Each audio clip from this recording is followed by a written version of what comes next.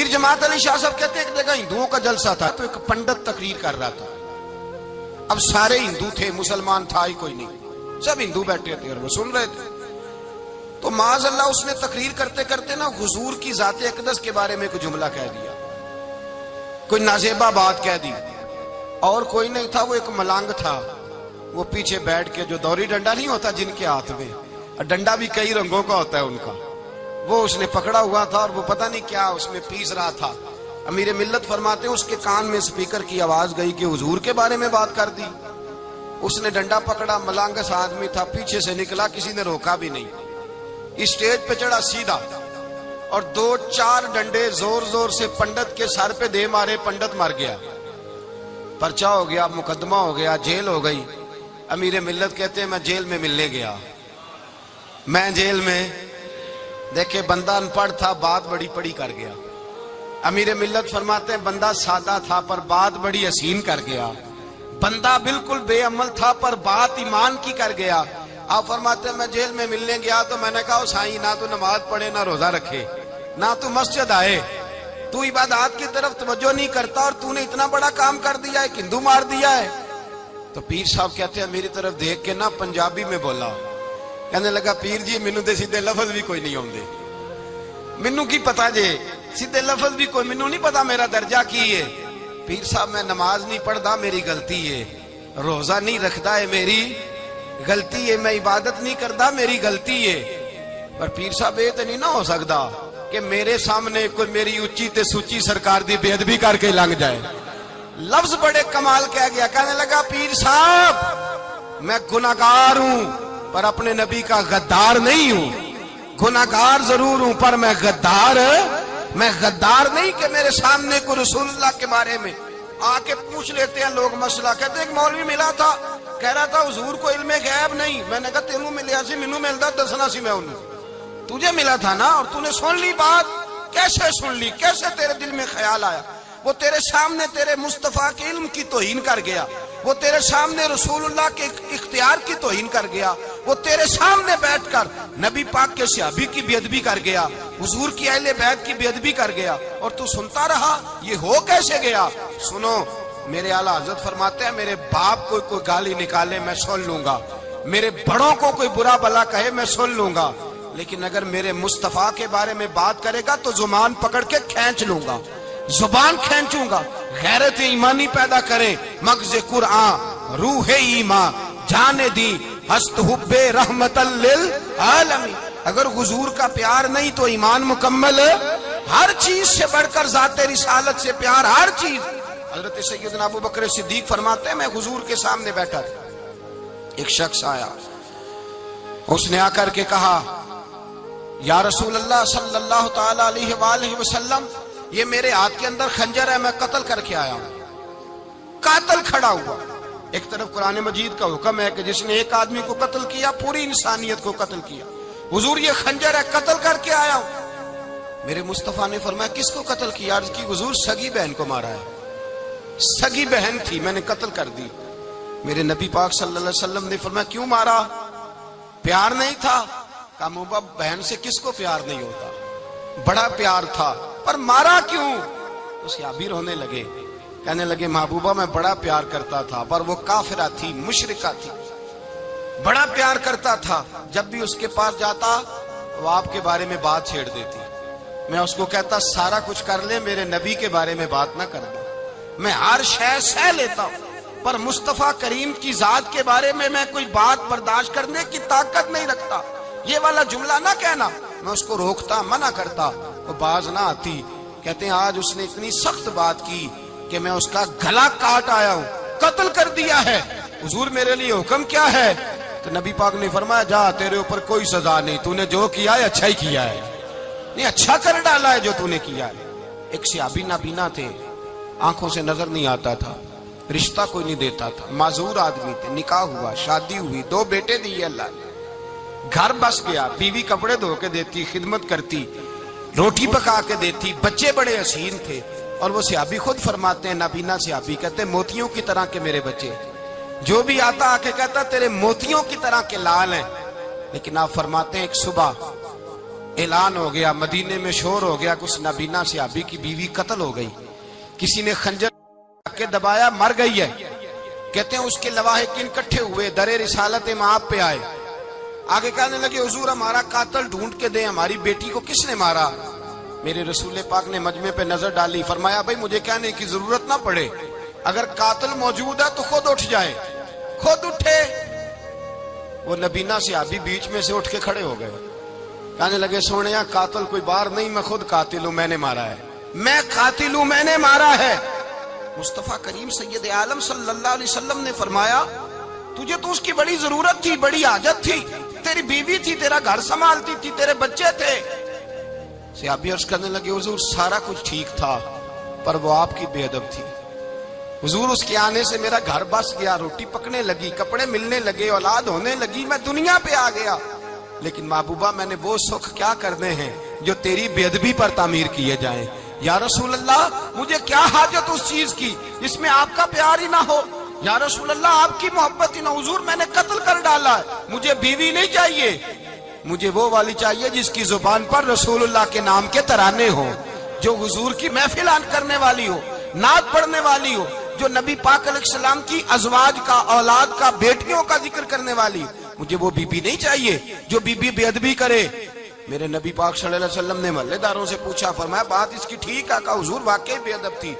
نبی پاک نے فرمایا اٹھو پھر چلے جاؤ، اس نے انسان نہیں مارا، اس نے گستاخ رسول کو مارا ہے، اس نے ایک گستاخ رسول کو مارا ہے۔ بھائی یاد رکھیں نبی پاک کا پیار ایمان کا حصہ ہے، اس میں کوئی کمپرومائز نہیں، اس بات میں کسی قسم کی کوئی گنجائش ہے؟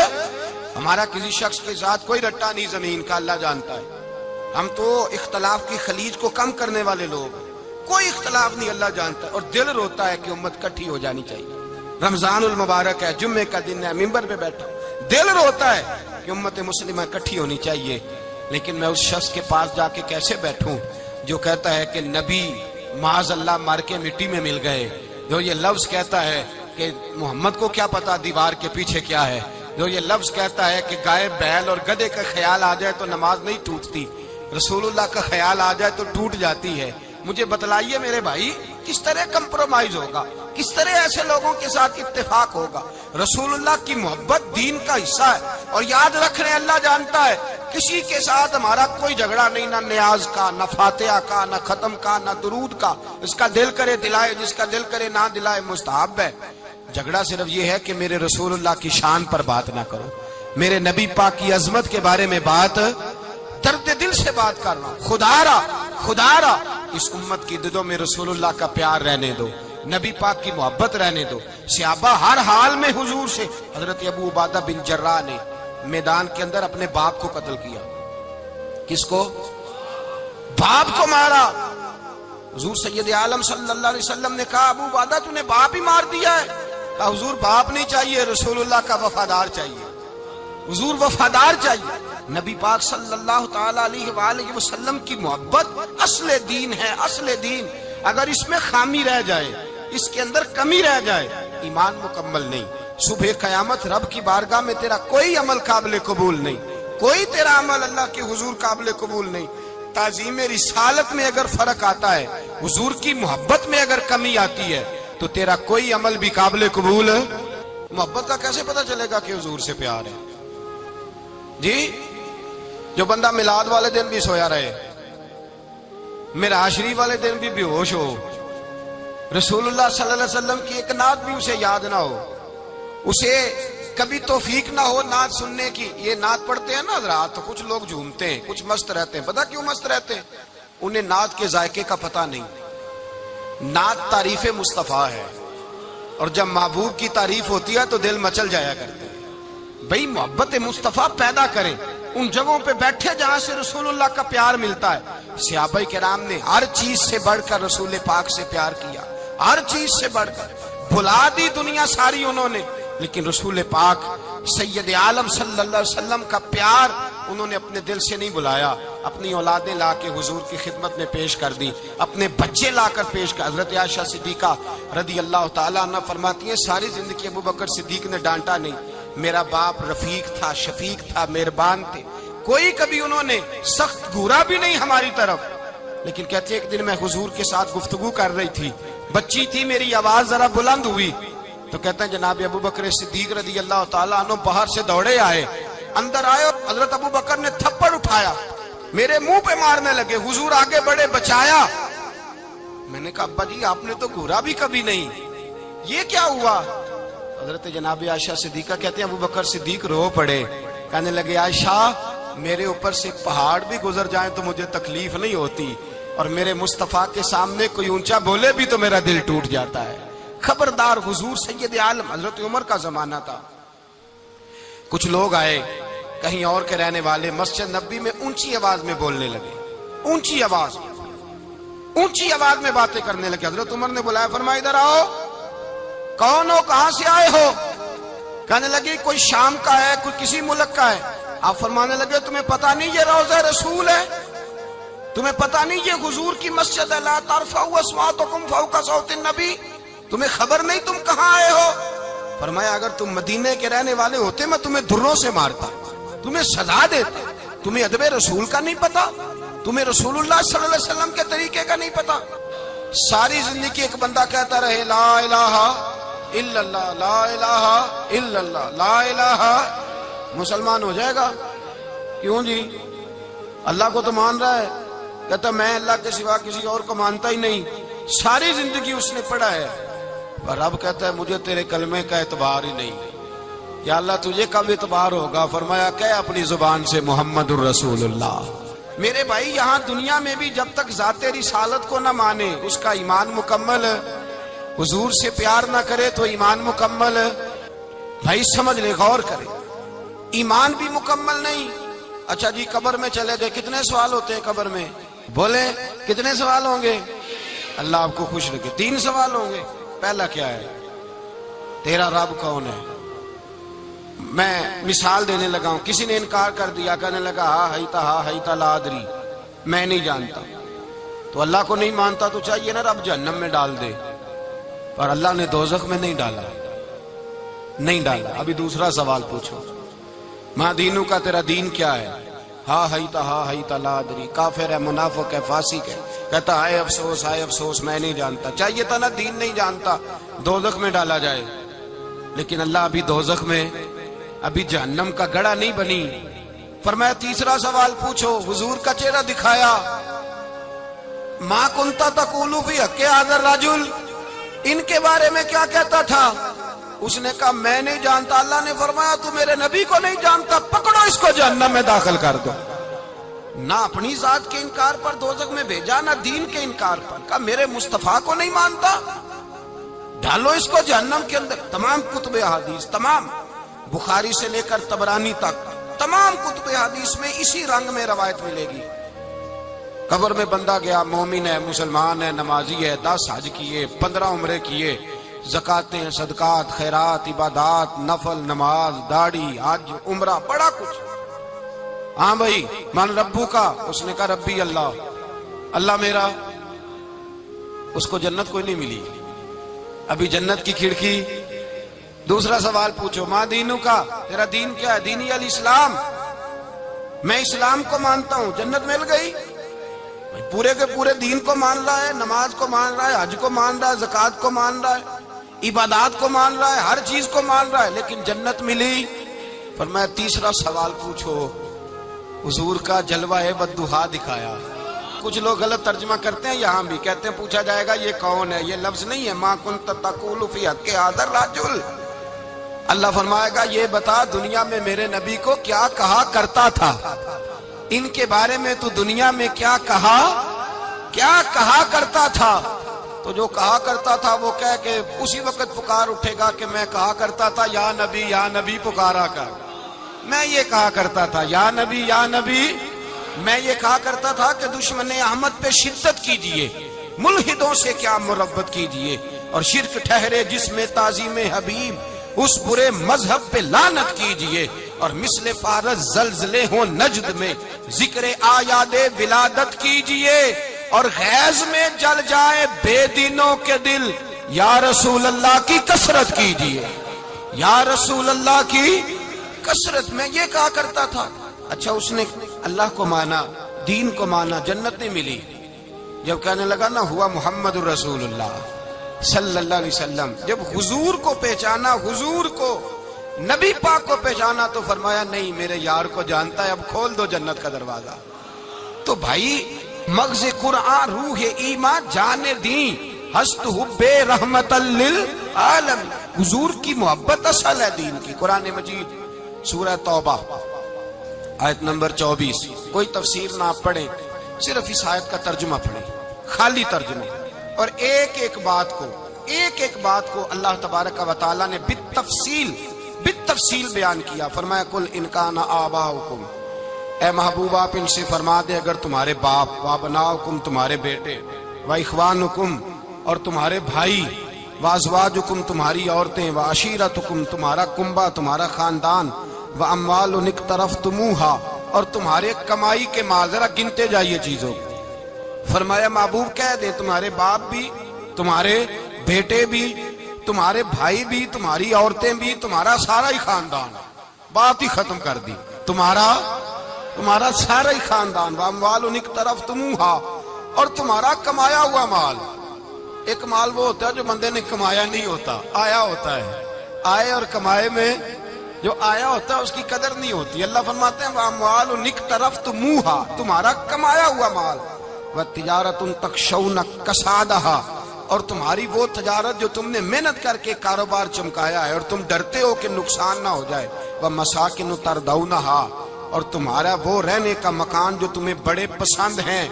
یہ ساری چیزیں گنوا کے کہا احب الیکم من اللہ ورسولہ، اگر یہ چیزیں تمہیں خدا سے زیادہ پیاری ہوں اور خدا کے رسول سے زیادہ پیاری ہوں، وجہاد فی سبیلہ اور ان کے رستے میں جہاد سے زیادہ پیاری ہوں، پھر کیا کرو فتربصوا انتظار کرو حتی یاتی اللہ بامری، یہاں تک کہ اللہ تم پر اپنا عذاب لے آئے گا۔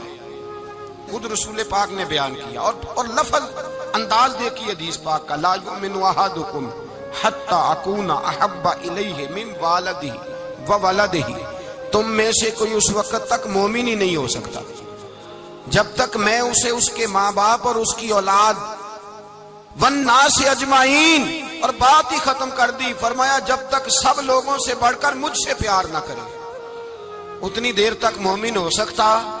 حضرت عمر حضور کی بارگاہ میں آئے، عام آدمی نہیں، جناب فاروق اعظم، نبی پاک صلی اللہ تعالی علیہ وسلم کی یہ حدیث سنی تو حاضر خدمت ہوئے، کہنے لگے یا رسول اللہ صلی اللہ علیہ وسلم میں ہر چیز سے بڑھ کر آپ سے پیار کرتا ہوں، اور میں خالی نعرے لگانے والا نہیں، میں گھر سے تجربہ کر کے آیا ہوں، میں نے اولاد سامنے رکھی ہے، پھر آپ کا پیار سامنے رکھا ہے۔ حضور مجھے اولاد نہیں زیادہ پیاری، آپ زیادہ پیارے ہیں، اولاد زیادہ پیاری نہیں، ہم نے بھی کبھی سامنے رکھی ہے اولاد اور حضور کا پیار ہے جی۔ میں حدیث پاک بیان کر رہا تھا تو روک گیا ہوں اچانک ہی، رکھی ہے کبھی سامنے جی؟ اگر رکھی ہوتی نا تو بیٹے کو پہلے بٹھا کے اس کو کہتے بیٹے پہلے قرآن سیکھ، پہلے حضور کا فرمان سیکھ۔ بیٹا جیسے ہی بڑا ہوتا کونپلیں داڑھی کی نکلتی، اگر حضور سے پیار ہوتا تو اماں اسے کہتی بیٹا داڑھی نہ مڈانا، یہ مصطفیٰ کا طریقہ ہے۔ اگر نبی پاک سے محبت ہوتی نا میرے بھائی، اگر کامل پیار ہوتا تو ابا جی نصیحت کرتے کہ بیٹا خبردار داڑھی چھوٹی بھی نہ کرانا، یہ رسول اللہ کی سنت ہے۔ لیکن ہم نے ابھی اس چیز کو سامنے، ابھی نعرہ ہی ہے، ابھی خالی میلاد میں ہی محبت کرتے ہیں، ابھی خالی معراج شریف والے دن ہی پیار کرتے ہیں، ابھی اس کے اصل رنگ تک نہیں آئے۔ سنیے اور غور کیجیے، حضرت عمر عرض کرنے لگے یا رسول اللہ صلی اللہ علیہ وسلم میں نے اولاد سامنے بٹھائی ہے، پھر آپ کا چہرہ سامنے لایا ہوں، حضور مجھے اولاد نہیں پیاری، آپ ہی زیادہ پیارے۔ پھر عرض کی حضور میں نے کل کمائی، کل جمع پونجی لا کے اپنے سامنے رکھی ہے، مجھے مال پیارا نہیں، آپ زیادہ پیارے۔ یا رسول اللہ صلی اللہ علیہ وسلم میں نے ماں باپ کے چہرے سامنے رکھے ہیں، بہن بھائیوں کو رکھا ہے، رشتہ داروں کو رکھا ہے، دوستوں یاروں کو رکھا ہے، مجھے وہ نہیں پیارے، آپ پیارے۔ اور حضور پھر میں نے اپنا علاقہ اور قبیلہ بھی سامنے رکھا ہے، حضور مجھے وطن سے پیار نہیں، آپ سے پیار ہے۔ اور محبوبہ حد ہو گئی، میں نے اپنی عزت بھی سامنے رکھی ہے، عزت بھی، لیکن محبوبہ مجھے عزت نہیں پیاری، آپ زیادہ پیارے ہیں۔ حق پسند لوگ تھے، سچی بات کرنے والے۔ حضرت عمر کہنے لگے یا رسول اللہ صلی اللہ علیہ وسلم پھر میں نے اپنے نفس کو، اپنی جان کو، اپنی روح کو سامنے رکھا ہے، مجھے لگتا ہے کہ جان مجھے زیادہ پیاری ہے. یہ نہیں کہا کہ زیادہ پیاری ہے مجھے, سمجھ رہے ہیں بات کو, مجھے لگتا ہے کہ جان مجھے آپ سے. میرے رسول پاک نے دست مبارک اٹھایا اور جناب عمر کے سینے پہ مارا, فرمایا عمر جا, ابھی تو تیرا ایمان ہی مکمل نہیں ہوا. اگر تو اپنی جان سے بڑھ کر مجھ سے پیار نہیں کرتا تو تیرا ایمان مکمل ہے, تیرا ایمان مکمل ہے, تیرا ایمان مکمل. حضرت عمر کہتے حضور کا ہاتھ لگا تو میں نے اعلان کیا, میں نے کہا محبوبہ تیرے دست مبارک نے خیر کر دی ہے. حضور اب مجھے آپ جان سے بھی زیادہ پیارے ہو گئے, آپ اشارہ کریں میں جان قربان کرنے کو بھی تیار ہوں. آپ مجھے, اصل میں نا ٹی وی پہ بیٹھتا ہے ایک اینکر بیچارہ جو 3 لاکھ روپیہ تنخواہ لیتا ہے یا 6 لاکھ, اس نے حق حلال کرنی ہوتی ہے اپنی کمائی. ٹی وی پہ بیٹھا ہے بیچارہ, نہ اس کو دین کے حروف ابجد کا پتہ ہے, وہ ٹی وی پہ بیٹھا ہے, اب جس پارٹی سے پیسے لیتا ہے اس کا وہ نمک خاری کا حق ادا کرتا ہے.